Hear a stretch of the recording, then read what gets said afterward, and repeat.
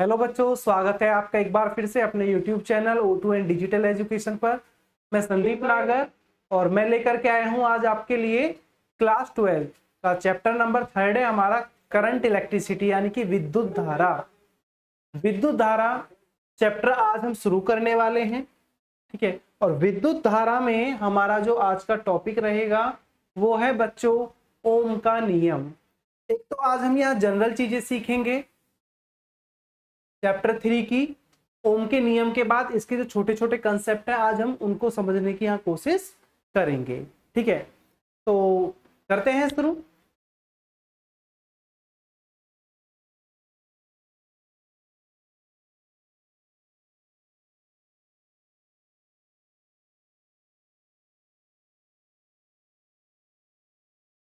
Chapter का नाम है हमारा वैद्युत धारा और टॉपिक है आज हमारा ओम का नियम। तो ओम का नियम समझने से पहले हम यहाँ डिस्कस करेंगे थोड़ा सा चैप्टर के बारे में।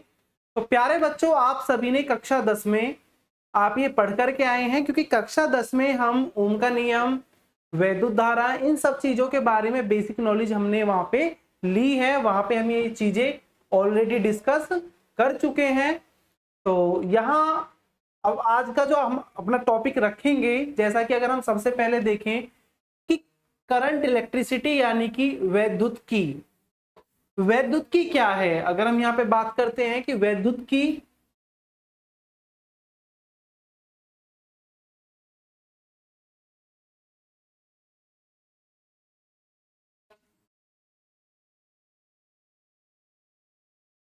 या अगर हम कहें करंट इलेक्ट्रिसिटी,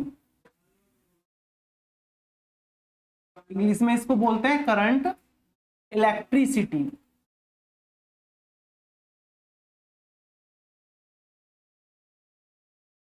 तो प्यारे बच्चों, जैसा कि अभी हम पीछे 2 चैप्टर हमने पढ़े थे, तो वहां क्या था, स्थिर वैद्युत में हमने पढ़ा था कि स्थिर वैद्युत भौतिक विज्ञान की वह शाखा है जिसके अंतर्गत हम आवेश का अध्ययन स्थिर अवस्था में करते हैं। कि अगर आवेश हमारा रेस्ट में है तो वहां हम उसको क्या करते हैं, उसका हम अध्ययन करते हैं, स्टडी करते हैं। अब अगर हम आवेश को मोशन में डिस्कस करें, यानी कि अगर हमारा आवेश अब चलायमान हो, गतिमान हो, तो उस ब्रांच को हम कहते हैं वैद्युत की। क्या कहते हैं?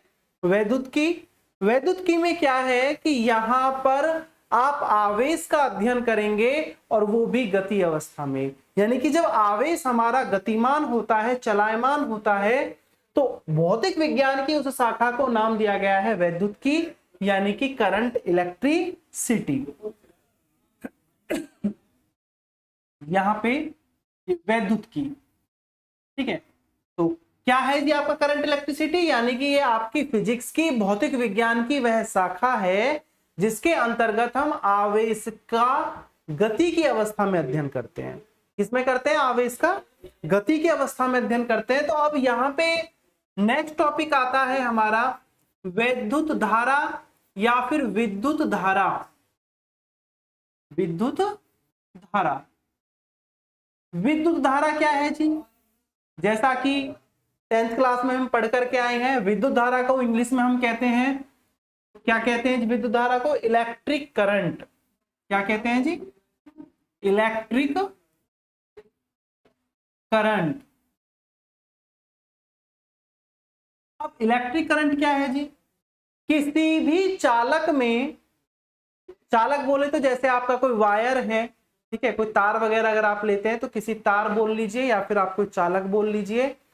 किसी चालक में आवेश के प्रवाह की दर को वैद्युत धारा कहते हैं।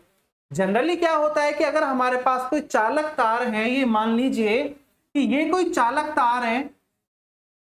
अब इस चालक तार में जो आवेश प्रवाहित तो होता है, जब इस चालक तार में आवेश प्रवाह होगा, ठीक है, तो उस आवेश के प्रवाह को ही हम क्या कहते हैं?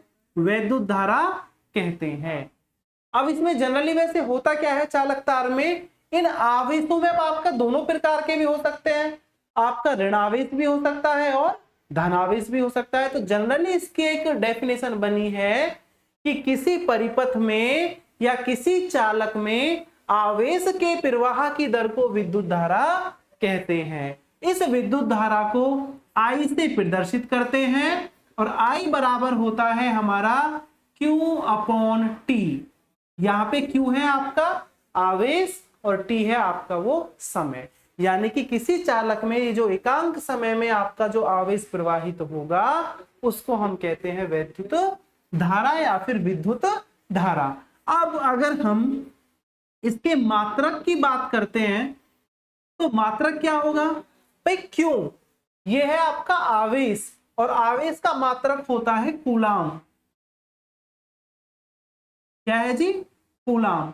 और टी है आपका समय, समय का होता है सेकंड, तो मात्रक हुआ कूलाम पर सेकंड।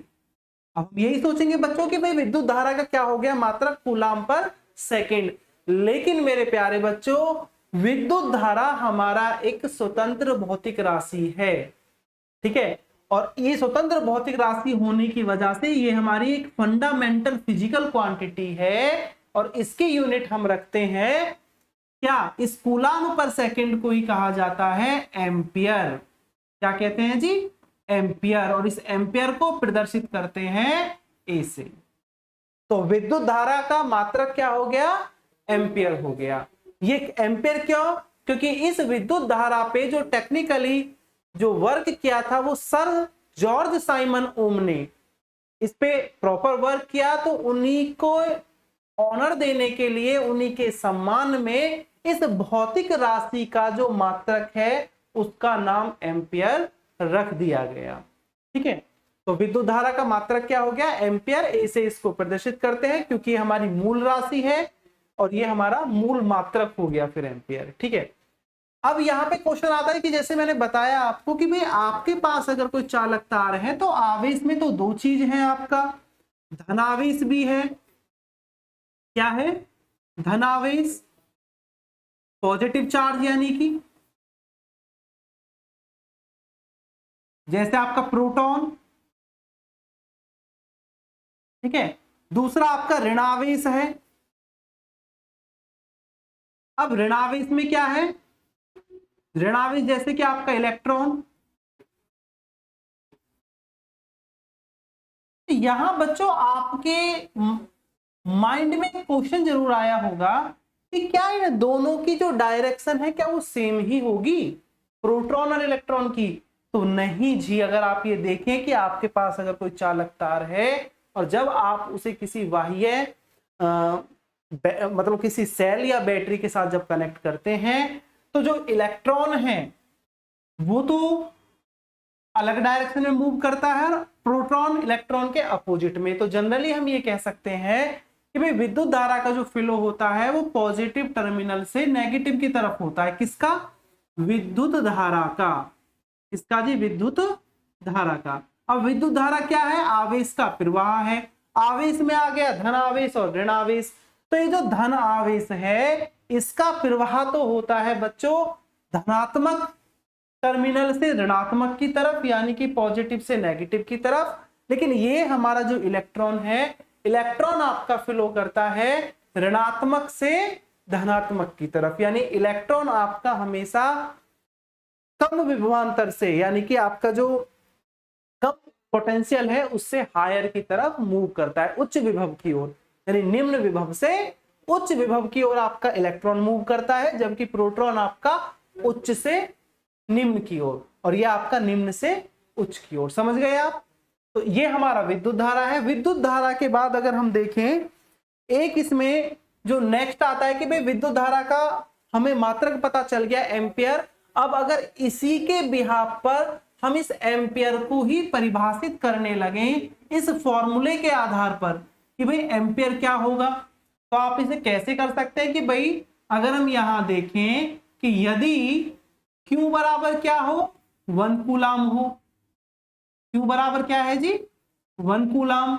और T बराबर क्या है हमारा, 1 सेकेंड। तो आपका I क्या होगा, 1 एम्पियर। क्या हो गया जी, 1 एम्पियर। तो आप इस फॉर्मूले के आधार पर एम्पियर को परिभाषित कर सकते हैं कि अगर किसी परिपथ में या किसी चालक में 1 सेकंड में 1 कूलाम आवेश प्रवाहित होता है तो चालक में प्रवाहित होने वाली धारा 1 एम्पियर होगी। बिल्कुल सिंपल और सीधा कट एकदम से आप देख सकते हैं कि भाई यदि आपका Q हो 1 कूलाम, T हो 1 सेकेंड, तो I आपका 1 एम्पियर होगा। यानी कि किसी चालक तार में अगर 1 सेकंड में 1 कूलाम आवेश आपका प्रवाहित होता है तो चालक में प्रवाहित होने वाली धारा का मान 1 एम्पियर होगा। कितना होगा बच्चों? 1 एम्पियर। अब इसमें अगर हम देखते हैं नेक्स्ट, अगर इसमें देखें एक टॉपिक आता है आपका विद्युत वाहक बल। क्या आता है? विद्युत वाहक बल।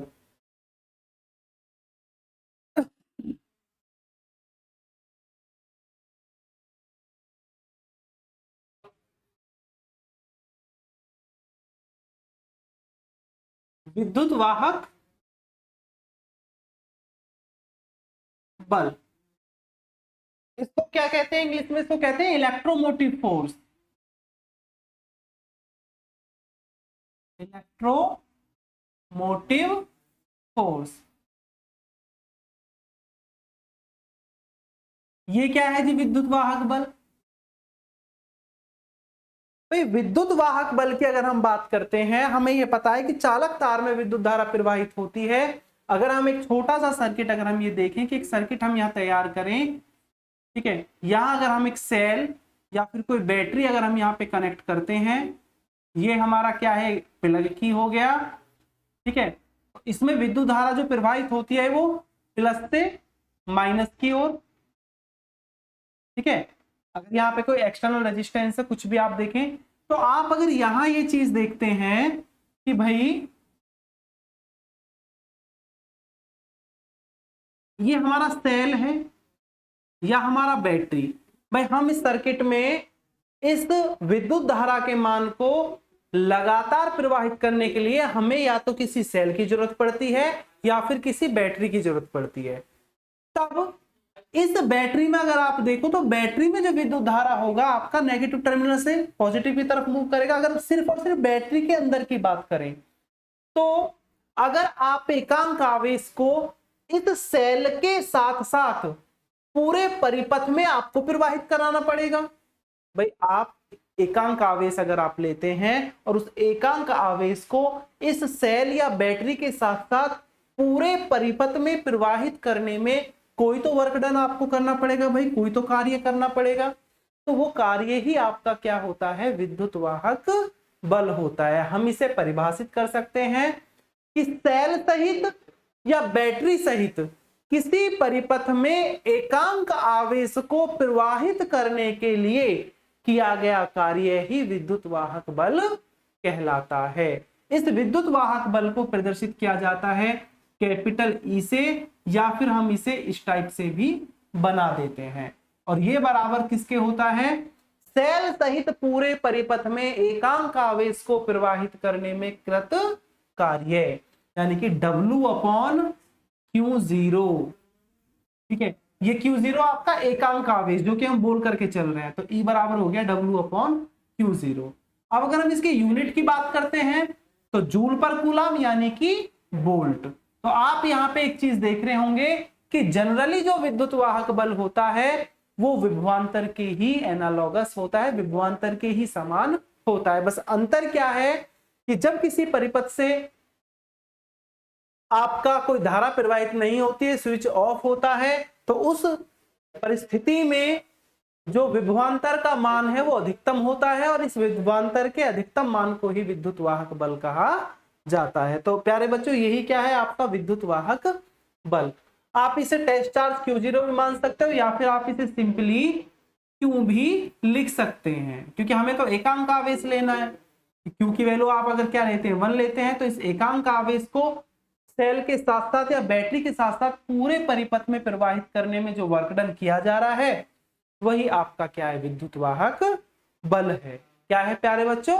विद्युत वाहक बल है। इसके बाद यहाँ पे जो आता है, अगर हम आगे आप ये देखो कि टॉपिक की रिक्वायरमेंट होगी, वहां पे आगे हम इसका डेरिवेशन भी देखेंगे, ठीक है। तो अभी तो जनरली बस हमने ये सीखा है कि विद्युत वाहक बल है क्या, क्योंकि ये लिए हमारे लिए एक चीज क्या थी, थोड़ा नया था। 10th क्लास में हमने इसके बारे में डिस्कस नहीं किया हुआ है, आपने इसको नहीं पढ़ा है।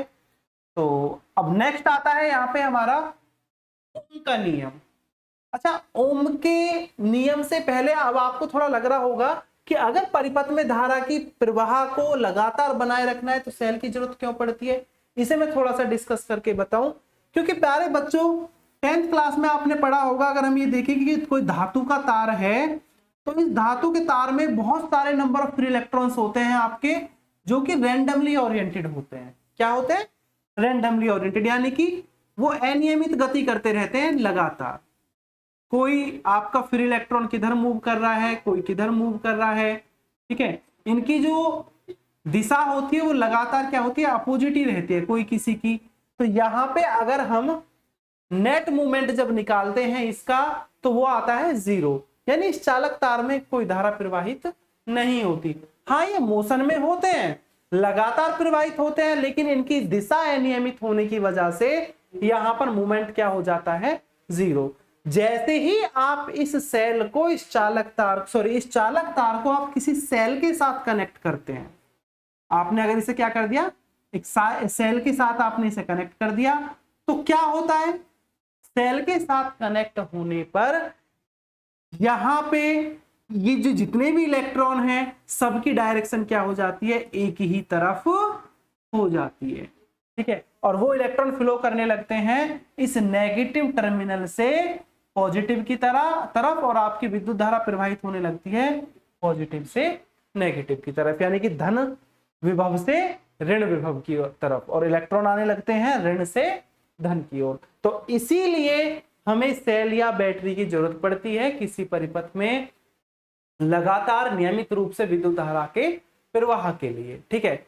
अब आता है हमारा ओम का नियम। क्या है जी? ओम का नियम।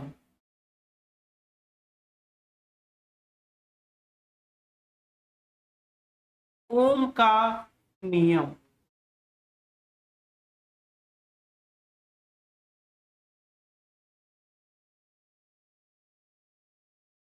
क्या है जी? ओम का नियम, अगर हम ओम के नियम की बात करते हैं तो सर जॉर्ज साइमन ओम ने वैद्युत परिपथों में धारा और विभवांतर के मध्य एक संबंध निकालने के लिए क्या किया, बहुत सारे प्रयोग किए, और उन्होंने पाया कि अगर किसी परिपथ में भौतिक परिवर्तन ना हो, भौतिक परिवर्तन से मतलब क्या है कि ताप, दाब और आयतन में कोई परिवर्तन नहीं होता है। बेसिकली अगर हम ताप की बात करें तो उस परिपथ में प्रवाहित होने वाली वैद्युत धारा विभवांतर के अनुक्रमानुपाती होती है, यानी कि समान ताप पर, या हम कहते हैं कि एक नियत ताप पर क्या होगा, नियत ताप पर किसी चालक में जो प्रवाहित धारा है वो वैद्युत विभवांतर के अनुक्रमानुपाती होती है। या फिर हम ये कहें कि चालक तार के को दिया गया जो विद्युत विभवांतर है वो चालक तार में प्रवाहित होने वाली विद्युत धारा के अनुक्रमानुपाती होता है, यानी V is directly proportional to I। अब अगर ये अनुक्रमानुपाती का चिन्ह हमको हटाना है तो यहां पे क्या आएगा, एक नियतांक आएगा। अब यहां पे R क्या है, अगर आप R की बात करते हैं कि भाई यहां पे R है क्या, तो यहां R एक अनुक्रमानुपाती नियतांक है,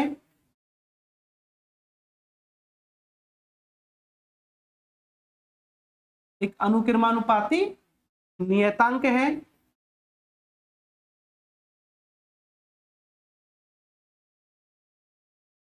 जिसे क्या कहते हैं, विद्युत प्रतिरोध कहते हैं, जिसे विद्युत प्रतिरोध कहते हैं।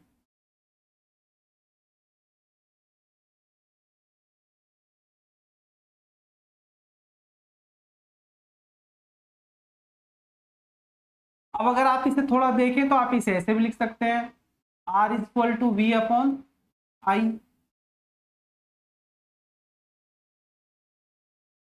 तो दूसरे शब्दों में आप ओम के नियम को ऐसे भी परिभाषित कर सकते हो कि नियत ताप पर किसी चालक तार पर आरोपित विद्युत विभवांतर तथा चालक में प्रवाहित होने वाली विद्युत धारा का अनुपात एक नियतांक होता है। आप इसे ऐसे परिभाषित कर सकती हैं कि चालक तार है आपका कोई भी, उसके सिरों पर आरोपित किया गया विभवांतर और चालक तार में प्रवाहित होने वाली विद्युत धारा का अनुपात एक नियतांक होता है।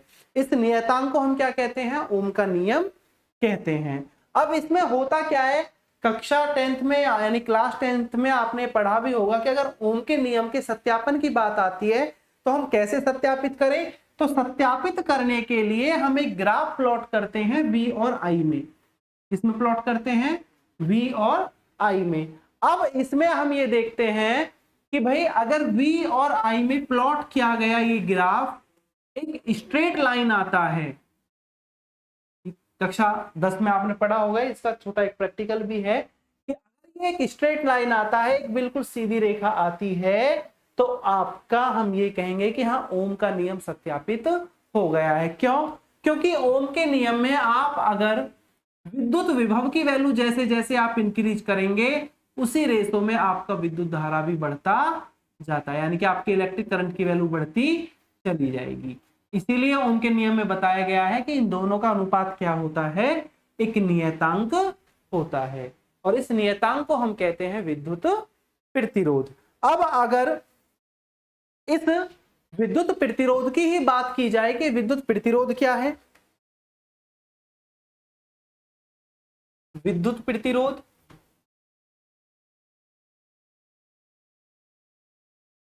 क्या है भाई? विद्युत प्रतिरोध अगर हम इसकी बात करें तो विद्युत प्रतिरोध आपका वह बाह्य कारक है जो किसी चालक में प्रवाहित होने वाली विद्युत धारा के मान में क्या करता है? रुकावट पैदा करता है। यानी किसी चालक तार में प्रवाहित धारा के मान में रुकावट पैदा करता है। ये वो एक अपघट्य है, एक वो बैरियर है, ठीक है, ये किसी परिपथ में प्रवाहित होने वाली धारा को रोकने की कोशिश करता है। तो विद्युत प्रतिरोध आपका क्या हुआ कि ये वह बाह्य कारक है जो किसी परिपथ में प्रवाहित विद्युत धारा के मान में रुकावट पैदा करता है या विद्युत धारा के मार्ग में रुकावट पैदा करता है। इसको हम कहते हैं विद्युत प्रतिरोध, और इस विद्युत प्रतिरोध को प्रदर्शित किया जाता है R से। ये आपका वही एक अनुक्रमानुपाती नियतांक है जो आपका ओम के नियम में आपने क्या किया है? पढ़ा है। अब अगर जनरली देखा जाए कि भाई ये विद्युत प्रतिरोध कौन कौन से फैक्टर्स पे डिपेंड करता है, अगर इस चीज के बारे में हम डिस्कस करें कि प्रतिरोध को प्रभावित करने वाले कारक, अगर हम वो कारकों की बात करते हैं कि वो कौन कौन से कारक हैं जो कि विद्युत प्रतिरोध के मान में क्या करते हैं? प्रभाव डालते हैं, इसको कहीं ना कहीं अफेक्टेड करते हैं। तो यहां सबसे पहला आता है आपका, अगर देखा जाए, चालक की लंबाई। चालक की लंबाई पर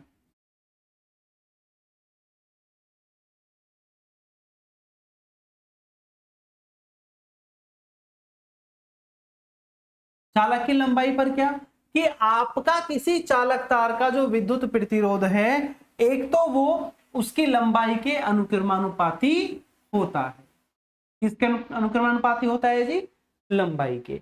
यानी कि चालक तार की लंबाई जितनी ज्यादा होगी वहां विद्युत प्रतिरोध का मान उतना ही ज्यादा होगा। आप जनरली इसे ऐसे भी समझ सकते हैं कि अगर आपके घर में कोई बैटरी का पंखा है, आप ये देखें कि अगर आप उस फैन का अगर तार बहुत लंबा कर देते हैं तो एक स्थिति ऐसी आती है कि उस पंखे की जो गति है वो बहुत धीमी हो जाती है, और हो सकता है कि कुछ देर बाद वो चले ही ना।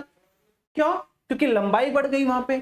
तो ये आपका जो विद्युत प्रतिरोध है ये चालक की लंबाई के सीधे समानुपाती होता है। हम ये कहें कि सीधा अनुक्रमानुपाती होता है। लेंथ जितनी ज्यादा होगी चालक की, प्रतिरोध उतना ही ज्यादा होगा। दूसरा अगर हम देखें अनुप्रस्थ काट के क्षेत्रफल पर, दूसरा क्या? अनुप्रस्थ काट के क्षेत्रफल पर इनवर्सली प्रोपोर्शनल, व्युत्क्रमानुपाती, यानी कि चालक का जो विद्युत प्रतिरोध है वो चालक के अनुप्रस्थ काट के क्षेत्रफल के व्युत्क्रमानुपाती होता है। व्युत्क्रमानुपाती का मतलब क्या है कि भाई एरिया अगर आपका जितना ज्यादा होगा, अनुप्रस्थ काट का क्षेत्रफल जितना ज्यादा होगा, प्रतिरोध उतना ही कम होगा। और ये अनुप्रस्थ काट का क्षेत्रफल जितना कम होगा, प्रतिरोध उतना ही ज्यादा होगा। इस क्षेत्रफल को बढ़ाने के लिए ही हम जो वायर वगैरह हमारे आते हैं, आपने देखा होगा कि पतले पतले बहुत सारे वायर को इकट्ठा करके और रस्सी की तरह ऐसे बट करके बनाया जाता है, जैसे रस्सी बटती है ना, ऐसे बहुत सारे तार इकट्ठे होकर के हम वायर बनाते हैं। ऐसा करने से हमें क्या लाभ होता है कि उसका जो क्रॉस सेक्शनल एरिया है, जो क्षेत्रफल है, वो बढ़ जाता है और इस क्षेत्रफल के बढ़ने से प्रतिरोध का मान घट जाता है। ठीक है, तो तीसरा क्या है? तीसरा है एक आपका पदार्थ की प्रकृति पर। ठीक है, इस पर जी पदार्थ की प्रकृति पर। कैसे? कि आपका जो चालक तार है वो जिस मटेरियल से बना है, जिस पदार्थ से बना है, उसकी प्रकृति कैसी है। यानी कि वो आपका आयरन का है, कॉपर का है, एल्यूमिनियम का है, इन चीजों पे भी डिपेंड करता है। क्योंकि आपने देखा होगा कि अगर हम चांदी का तार यूज करें तो वो बहुत अच्छा चालक है विद्युत धारा का। ठीक है, रेदर देन अगर हम कंपेयर करें आयरन से। ठीक है, ऐसी कॉपर का, हम बेसिकली घरों की जो वायरिंग होती है कॉपर वायर इसीलिए तो यूज करते हैं क्योंकि कॉपर क्या है, एक अच्छा चालक है विद्युत धारा के लिए। तो तीसरा ये डिपेंड करता है पदार्थ की प्रकृति पर, और एक करता है ये ताप पर। ताप पर कैसे? आपके जो चालक पदार्थ हैं, अगर आप उनका ताप बढ़ा देंगे तो प्रतिरोध का मान भी बढ़ जाता है, क्योंकि ये ताप के डायरेक्टली प्रोपोर्शनल होता है। ये सीधे समानुपाती होता है कि अगर चालक तार का तापमान मतलब इंक्रीज होगा तो उसका प्रतिरोध भी इंक्रीज होगा, प्रतिरोध भी आपका बढ़ जाएगा। अब अगर हम इनको कंबाइन करें इन दोनों को, तो आप ये लिख सकते हैं कि R directly proportional to L upon A। अब यहां से जब ये अनुकरणपाती का चिन्ह हटाया जाता है तो एक दूसरा कांस्टेंट आ जाता है रो, L अपॉन A। यहां पे रो क्या है? ये रो भी आपका एक नियतांक है, अनुकरणपाती नियतांक, जिसको हम क्या कहते हैं? इसको क्या कहेंगे जी? रो को। आर तो हो गया आपका प्रतिरोध। ठीक है, तो ये आती है आपकी, इसको बोलते हैं रेजिस्टिविटी या विशिष्ट प्रतिरोध। क्या कहते हैं? विशिष्ट प्रतिरोध। ये आपका जो रो है, इस रो को हम कहते हैं विशिष्ट प्रतिरोध। विशिष्ट प्रतिरोध, या इंग्लिश में इसको बोलते हैं रेजिस्टिविटी। रेजिस्टिविटी। ठीक है, तो आर इक्वल टू क्या हो गया? रो एल अपॉन ए। अब ये विशिष्ट प्रतिरोध में क्या कि भी अगर हम ये देखें कि यदि एल की वैल्यू क्या है? 1 है, और ए की वैल्यू क्या है? 1 है, तो आपका ये जो विशिष्ट प्रतिरोध है रो किसके इक्वल होगा? आर के इक्वल होगा। कहने का मतलब क्या है कि किसी चालक तार का जो विशिष्ट प्रतिरोध है वो उस चालक तार के प्रतिरोध के बराबर होता है, लेकिन कौन सा? अगर चालक तार की लंबाई क्या हो? एकांक हो, और अनुप्रस्थ काट का क्षेत्रफल भी क्या हो? 1 हो। यानी कि आप इसे डिफाइन कर सकते हैं कि एकांक अनुप्रस्थ काट के क्षेत्रफल के चालक तार की एकांक लंबाई का प्रतिरोध ही विशिष्ट प्रतिरोध कहलाता है, या किसी चालक तार का जो विशिष्ट प्रतिरोध है वो उस चालक तार के उस प्रतिरोध के बराबर होता है, या फिर ये कह सकते हैं कि चालक तार की एकांक लंबाई के एकांक अनुप्रस्थ काट के चालक तार के प्रतिरोध के बराबर होता है। इसको हम कहते हैं, इसको प्रतिरोधकता भी कह देते हैं। क्या कहते हैं? प्रतिरोधकता।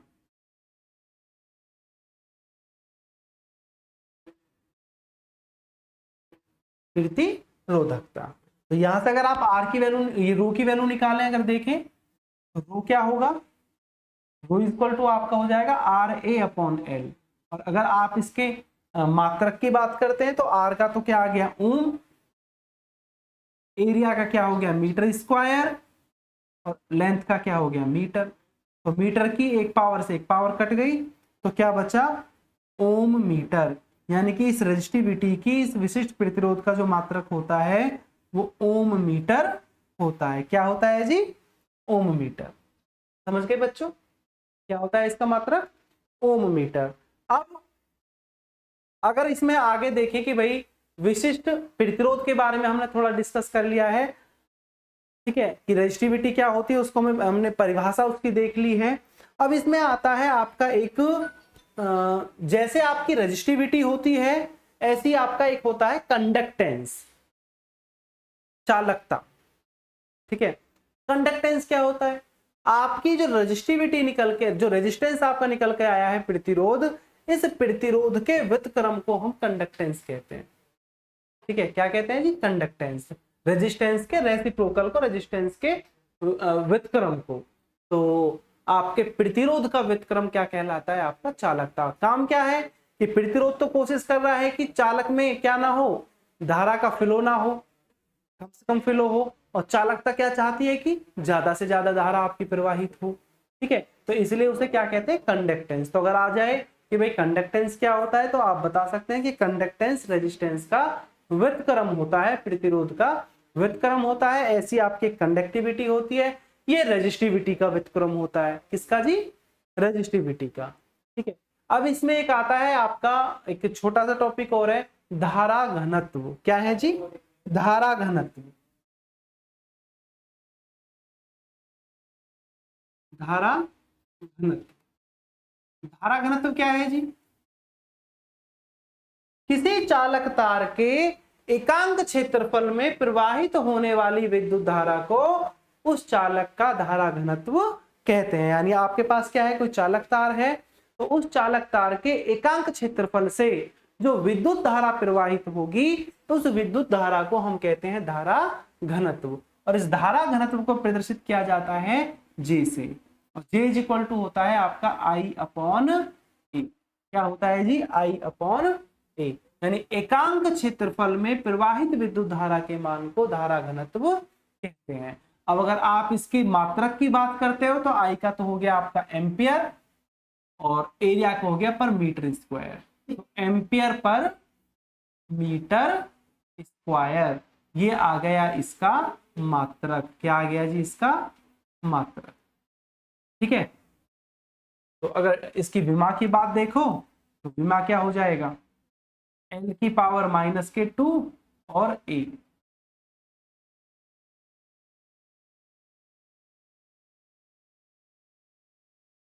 ठीक है। अब ये हो गया आपका धारा घनत्व हो गया। अच्छा, धारा घनत्व आपकी एक सदिश राशि है। कैसी राशि है भाई, ये एक सदिश राशि है। विद्युत धारा तो है आपकी अदिश। क्या है जी, विद्युत धारा, ये जो I है आपका, I तो है आपकी एक अदिश राशि,